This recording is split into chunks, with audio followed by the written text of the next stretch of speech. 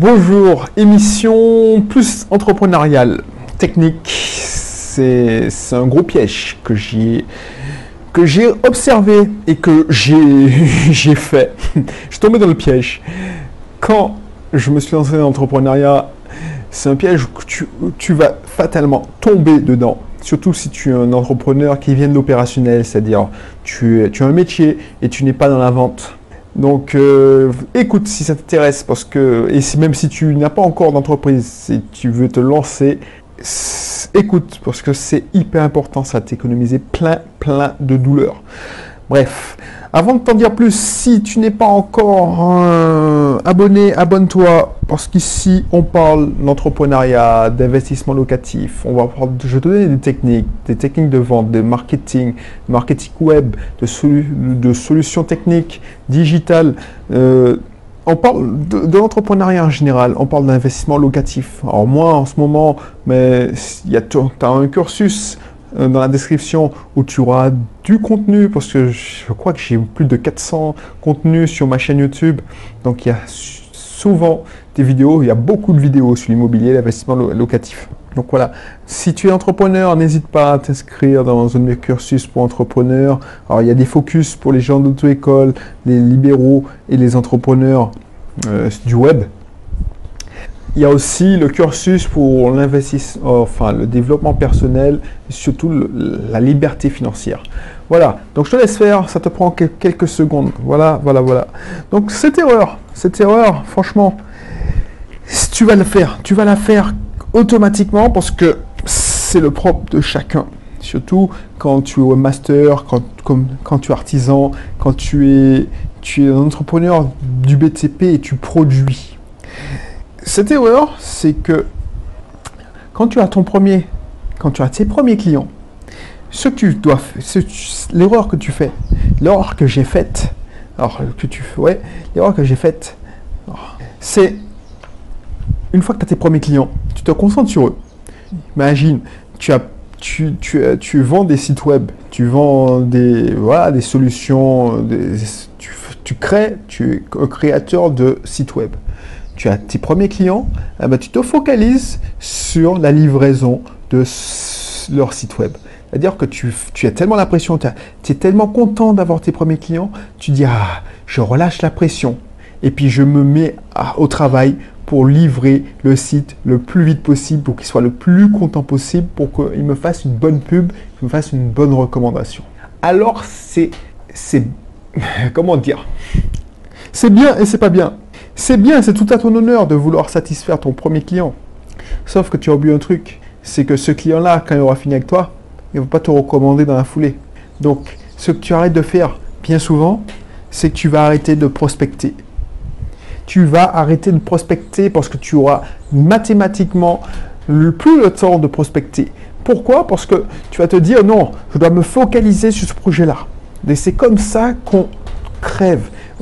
C'est comme ça qu'on est en dents de scie. C'est-à-dire que, tu vois, quand tu as entendu parler de l'entrepreneur les statistiques sont traumatisantes. Un entrepreneur sur 5 survit à la première année, ou aux 5 ans, je ne sais même plus. Mais les entrepreneurs n'ont pas pourquoi les entrepreneurs n'ont pas des revenus fixes, et c'est en dents de scie, leur humeur est en dents de scie, tout ça. Parce que leurs revenus sont en dents de scie. Pourquoi? C'est parce que, justement, ils n'alimentent pas leur pipeline, leur tuyau de prospects. Ils ne font pas entrer assez de prospects dans leur outil de vente, leur tunnel de vente. Du coup, quand, justement, en plus, si tu fais des prestations, tu es tout seul, tu es une très petite entreprise, donc tu es consultant, tu es architecte, tu es avocat. Quand tu as ton premier client, mathématiquement, tout le temps que tu prenais pour prospecter, pour faire du commerce, et je suis sûr que c'est minime, parce que moi je ne l'ai pas fait. Tu sais, sur 24 heures, on va dire que tu travailles 8 heures. Normalement, un chef d'entreprise qui n'a pas de client doit 8 heures, quand il se démarre, doit prospecter pendant 8 heures. Chercher ses clients. Et ce que tu dois faire, et ce qu'il faut faire, quand tu commences à avoir ton premier client, effectivement, on est d'accord, tu as la chance de faire ce que tu aimes. Tu n'as pas signé, tu n'as pas créé ton entreprise, tu n'as pas dis, tu n'as pas créé ton cabinet paramédical, par exemple, pour faire de la prospection, appeler les médecins, enfin, je ne sais pas si oui, tu n'as pas le droit de faire de la pub, mais faire de la prospection, voilà. Tu n'as pas fait ton cabinet d'avocat pour courir après les clients, après les prospects, tout ça. Tu as fait pour prendre des dossiers, pour gagner des procès, pour défendre au mieux tes clients. Maintenant que tu as la chance de le faire, ben, tu vas te défoncer pour le faire. Le problème, c'est que on est tous comme ça. Moi, j'ai pas signé. Au début, j'avais pas signé pour faire de la prospection. Maintenant, c'est mon dada, c'est mon nouveau défi. Je suis content. Je fais que ça, c'est mon nouveau métier. Mais quand j'ai commencé Bisoft Team et quand j'ai eu ma période de création de site internet, tout ça, je n'ai pas signé pour chercher des clients. Moi, j'ai signé pour aider les gens à vendre des produits, à faire connaître leur activité avec mes sites web. Donc, une fois que j'ai trouvé mon site web, une fois que j'ai trouvé un client qui me commande un site web, ce que je fais, c'est que je fais le site web, tout simplement. Et ça, c'est naturel, parce que ce n'est pas ta passion de vendre. Personne n'aime vendre, parce que c'est chiant. Courir après les gens, déranger les gens pendant qu'ils travaillent, envoyer des mails, relancer les gens, ils te disent qu'ils te contactent, mais ils ne te contactent pas, je te recontacte après, mais ils ne te donnent pas de signe de vie, tu les contactes, voilà, tu as l'impression de pourrir leur vie, que tu les déranges, voilà. Personne n'aime ça, justement. C'est pour ça que, au lieu de faire de l'opérationnel, il faut ne pas arrêter de prospecter. Donc si tu n'aimes pas ça, fais-le en première tâche, là où tu es le plus en forme. Parce que de toute façon, une fois que tu tombes dans l'opérationnel et que tu fais par exemple un site web où tu fais ton produit, par exemple, si tu es infopreneur, tu ne vas pas voir le temps passer et tu auras toujours l'énergie pour le faire parce que c'est ta passion. Par contre, l'énergie pour prospecter, vendre, appeler les gens, tu ne l'auras pas. Donc si tu laisses et tu attends que ça se passe, c'est comme ça que tu vas déposer la clé sous la porte. Pourquoi? Parce que j'ai déjà vu des expériences. Il y a des gens, il y a des informaticiens. Alors, je ne les ai pas connus. Je venais d'arriver dans mon ancienne boîte et eux, ils avaient démissionné pour créer leurs propres entreprises. Ils étaient associés et ils avaient trouvé leur premier client. Donc, ils se sont lancés un logiciel pour faire de l'informatique. Ils ont mangé 6 mois parce qu'ils ont créé le logiciel pendant 6 mois. Le problème, c'est qu'ils étaient tous les deux informaticiens, donc opérationnels. Il n'y a pas un qui a dit, mais dans 6 mois, le logiciel sera livré. Il faut que je commence à remplir mon pipeline de prospects pour que dans 6 mois, je ne sois pas en train de chercher, de créer, de chercher un autre contrat.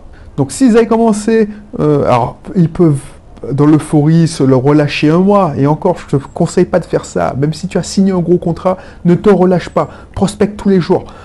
Dans l'euphorie, ils pourront faire ça, ils pourront dire oui, je vais arrêter, je vais souffler un peu. Oui, moi, je te conseille de célébrer, mais continuer à prospecter.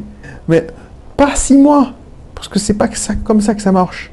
Parce qu'il y a des contrats, il faut travailler la personne pendant 6 mois. Elle n'est pas encore dans sa fenêtre d'achat, elle n'est pas encore en train de réfléchir. Il y a des gens, je les contacte, ça fait 1 an qu'ils ont le projet de faire un site internet, et puis ils ne le font pas. Donc, voire payer mon usine pour faire du contenu. Sinon, même pas encore le site vitrine. Comment ils pourront payer le contenu? Tu vois ce que je veux dire?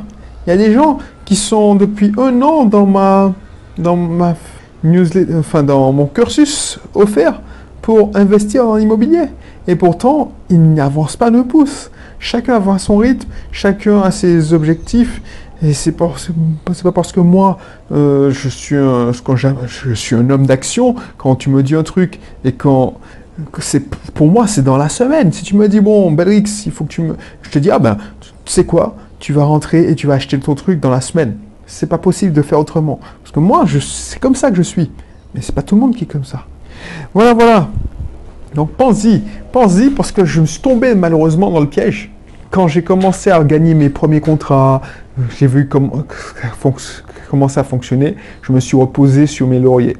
C'est-à-dire que le premier client, je l'ai laissé, j'ai fait le boulot parce que cela me tenait à cœur et je voulais qu'il soit satisfait et j'ai tout abandonné. Alors je ne te dis pas de ne pas faire le job parce que ça ne marche pas comme ça. Mais ce qui est important, c'est ne pas arrêter la prospection. Alors tu vas réduire, mais n'arrête pas la prospection. Voilà, donc je ne vais pas épiloguer, je te laisserai dans la description le lien vers mon club privé pour qu'on voit ça en détail. Parce que le club privé, il y aura des formations inédites qui seront qu'accessibles par le lien par le club privé.